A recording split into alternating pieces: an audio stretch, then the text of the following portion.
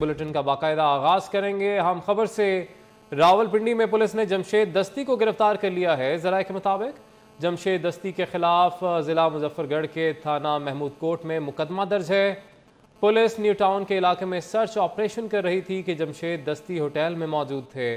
तो आपको अपडेट कर रहे हैं, रावलपिंडी में पुलिस ने जमशेद दस्ती को गिरफ्तार कर लिया है। जराये के मुताबिक जमशेद दस्ती के खिलाफ जिला मुजफ्फरगढ़ के थाना महमूद कोट में मुकदमा दर्ज है। पुलिस न्यू टाउन के इलाके में सर्च ऑपरेशन कर रही थी कि जमशेद दस्ती होटल में मौजूद थे। अब मजीद भी बात करेंगे हमारे नुमाइंदे उस्मान जावेद से। जी उस्मान, बताइएगा इस गिरफ्तारी के हवाले से और इस मुकदमे की क्या तफसीलात हैं? देखिए, ये जो मुकदमा है ये जिला मुजफ्फरगढ़ के थाना महमूद कोट में दर्ज है और ये मुकदमा नंबर 407/19 यानी कि ये साल 2019 में मुकदमा दर्ज हुआ था साबिक मेंबर कौमी असम्बली जमशेद दस्ती के खिलाफ। और इनके खिलाफ जो मुकदमा दर्ज हुआ है वो दफ़ा 406 यानी कि खयानत की है, जो अमानत थी उसमें खयानत की दफात के तहत मुकदमा दर्ज हुआ। और आज रावलपिंडी पुलिस ने जब न्यू टाउन रावलपिंडी की थाना न्यू टाउन की पुलिस फैजाबाद के इलाके में वाक़या होटल्स का सर्च ऑपरेशन कर रही थी, तो वहाँ पर जमशेद दस्ती को पाया गया और जमशेद दस्ती को न्यू टाउन पुलिस ने गिरफ्तार कर लिया और इनके खिलाफ जिला मुजफ्फरगढ़ के थाना महमूद कोट में मुकदमा दर्ज है। और ये सर्च ऑपरेशन के दौरान जमशेद दस्ती होटल में मौजूद थे थाना न्यू टाउन की हदूद में और न्यू टाउन पुलिस ने उनको गिरफ्तार किया है और जमशेद दस्ती के खिलाफ खयानत अमानत की दफात के तहत मुकदमा दर्ज है। और पुलिस का इस हवाले से कहना है कि मुजफ्फरगढ़ पुलिस को जमशेद दस्ती की गिरफ्तारी की इतला दे दी गई है और इस हवाले से पुलिस जराये का कहना है कि जमशेद दस्ती को मुजफ्फरगढ़ पुलिस के हवाले कर दिया जाएगा। और इनके खिलाफ 2019 में मुकदमा मुजफ्फरगढ़ के जिला के थाना महमूद कोट में दर्ज हुआ था और उसी मुकदमे में आज इनको गिरफ्तार किया गया है। और जमशेद दस्ती की इतला जो है, गिरफ्तारी की इतला, वो महमूद कोट थाने को दे दी गई है। और पुलिस के इस हवाले से कहना है कि मुजफ्फरगढ़ के थाना महमूद कोट की पुलिस जो है वो रावलपिंडी रवाना हो चुकी है और अब रवानगी के बाद वो जमशेद दस्ती को मुजफ्फरगढ़ यहाँ से वसूल करके मुजफ्फरगढ़ ले जाएगी और इस मुकदमे में जो तहकीकात है उसमें आगे पेशरफ्त की जाएगी। बहुत शुक्रिया उस्मान जावेद, आपने अपडेट किया। चीफ इलेक्शन कमिश्नर और इलेक्शन कमीशन की तौहीन का केस गैर तसल्ली बख्श जवाब पर इमरान खान को आज तलब कर लिया गया है। साथ ही साथ असद उमर और फवाद चौधरी को भी ज़ाती हैसियत में तलब किया गया है। बात करेंगे हमारे नुमाइंदे उस्मान खान से। जी उस्मान, बताएगा। ये बिल्कुल तौहीन इलेक्शन कमिश्नर और चीफ इलेक्शन कमिश्नर केस में जो इमरान खान ने इलेक्शन कमीशन में जो जवाब जमा करवाया था वो गैर तसल्ली बख्श था। उस पर जो इमरान खान को आज इलेक्शन कमीशन ने ज़ाती हैसियत में तलब कर लिया है। असद उमर और फवाद चौधरी को भी इलेक्शन कमीशन ने तलब किया है। इलेक्शन कमीशन ने जो काज लिस्ट जारी की है उसमें केस दर्ज है। इलेक्शन कमीशन का 4 बेंच जो है वो इस केस की समाअत करेगा। इमरान खान ने मुख्तलिफ जलसों में chief election commissioner Sikandar Sultan Raja और इलेक्शन कमीशन पर मुख्तलिफ इल्जाम लगाए थे, जिसके बाद इलेक्शन कमीशन ने वजाहत तलब की थी। तो उस पर इमरान खान ने एक वजाहत तहरीरी दी थी जिससे इलेक्शन कमीशन मुतमईन नहीं हुई थी और इलेक्शन कमीशन ने उसको मुस्तरद करते हुए इमरान खान, असद उमर और फवाद चौधरी को ज़ाती हैसियत में तलब किया था। तो आज इस केस की समाअत होगी। तीनों अफराद को ज़ाती हैसियत में तलब किया गया है। इलेक्शन कमीशन के तरफ से सिक्योरिटी के सख्त इंतजाम होंगे और इलेक्शन कमीशन में किसी भी गैर मुतल्लका शख्स को दाखिल होने की इजाज़त नहीं है। बहुत शुक्रिया उस्मान खान, आपने अपडेट किया।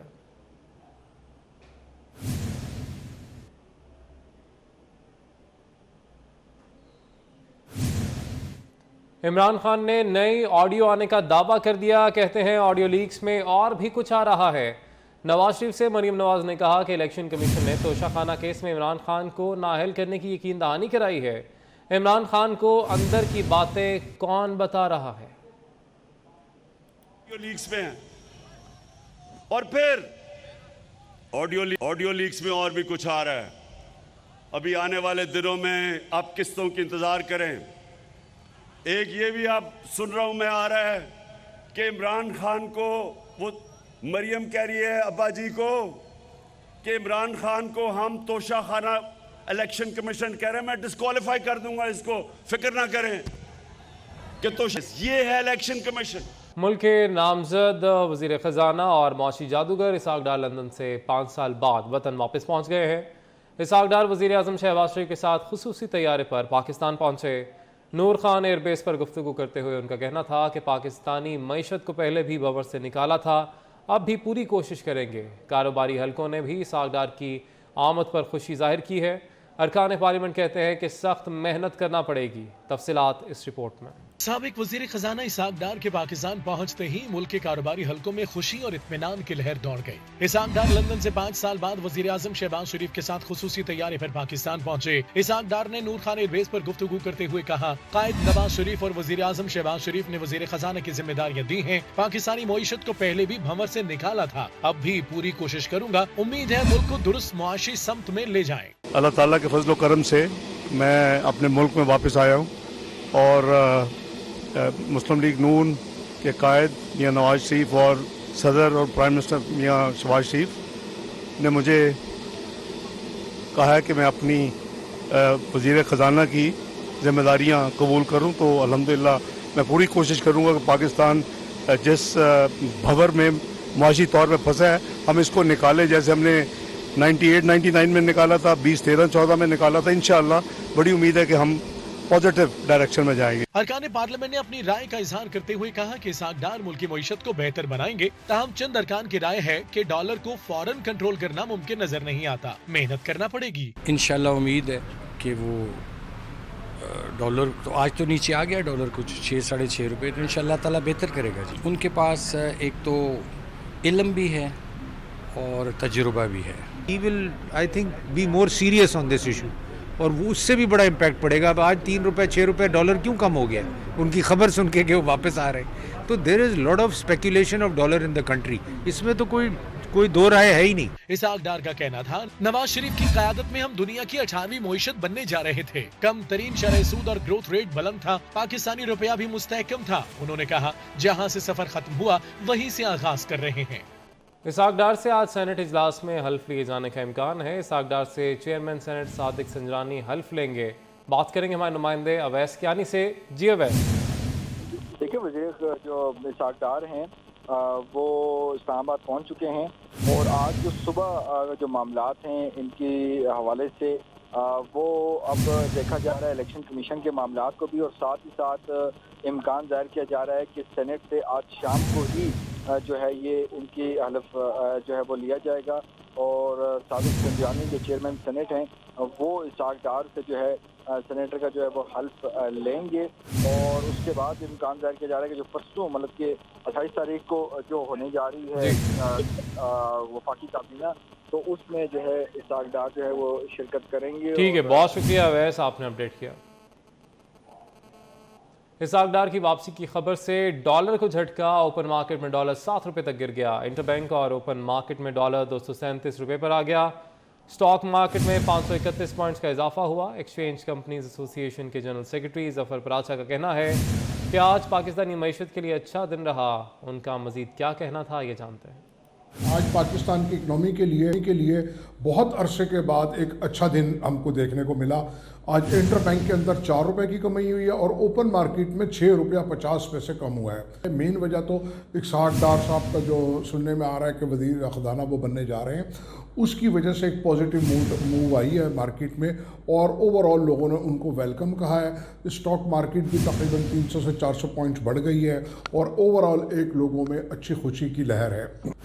इसके साथ साथ वर्ल्ड बैंक, ADB और IMF ने जो कहा है कि हम पाकिस्तान को अकेला तनहा नहीं छोड़ेंगे, इस मुश्किल वक्त में हम उनके लिए मैक्सिमम रिलैक्सेशन होगी वो देंगे।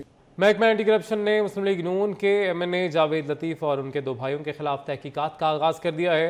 एंटी करप्शन ने सरकारी ज़मीन पर कब्जे के इल्ज़ाम में जावेद लतीफ़ और उनके 2 भाइयों को तलब कर लिया।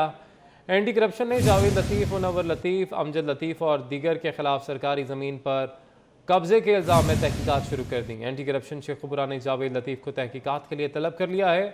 एंटी करप्शन इससे कबल लीगी MPA मोहम्मद वकार चीमा को भी तलब कर चुकी है। वकार चीमा को DC गुजरावाला की दरख्वास्त पर तलब किया गया था।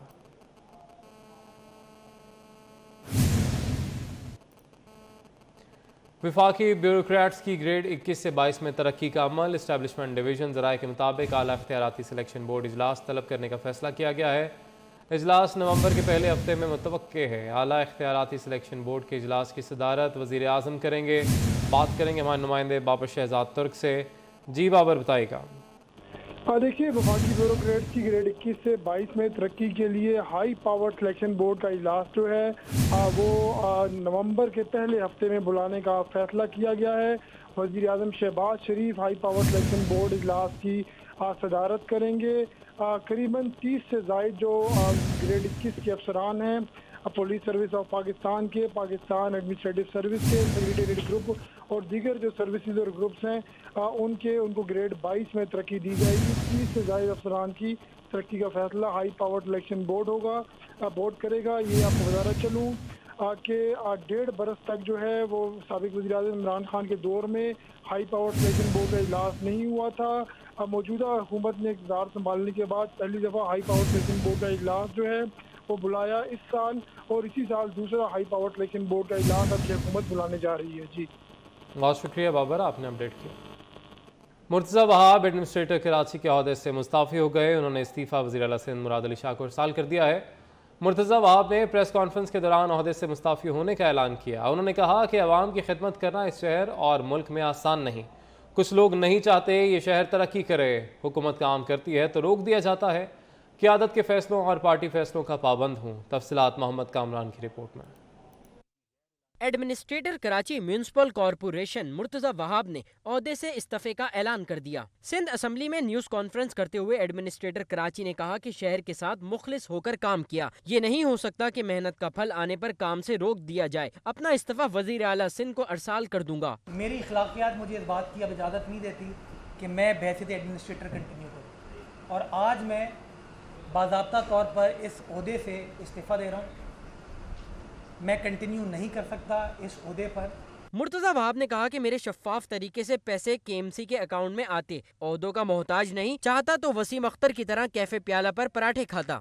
मैं चाहता तो मैं भी वसीम अख्तर की तरह, इमरान इस्माइल की तरह कैफे प्याला पे खड़ा होके बारिशों के दौरान पराठे खाता, चाय पीता।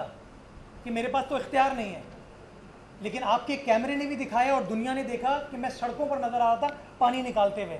रात को 3-3 साढ़े 3 बजे तक बैठा हुआ काम कर रहा था। एडमिनिस्ट्रेटर कराची का कहना था कि लोग अपने अदवार में इख्तियारात का रोना रोते रहे और मैं मास्क लगाकर फील्ड पर घूमता रहा। मेरे लिए ये गवारा नहीं कि 2-4 लोगों के कहने पर अदालत मुझे शहर की फलाह के काम से रोक दे। मैं केएमसी को पांव पर खड़ा करना चाहता था। मुझे आज की प्रेस कॉन्फ्रेंस की जल्द सजा मिलेगी। मुझसे बेहतर लोग आकर शहर में काम करेंगे। मेरे जाने के बाद केएमसी म्युनिसिपल टैक्स नहीं लेगा। कराची के शहरी अब खुश हो जाएं। 1 साल की मेहनत के बाद जब मुझे फल मिलने वाला था तो मुझे रोक दिया गया। आज मैं अपने आप से मायूस हूँ। मुझे अफसोस है कि मैं क्यों पागलों की तरह रात रात भर कराची की खिदमत करता रहा।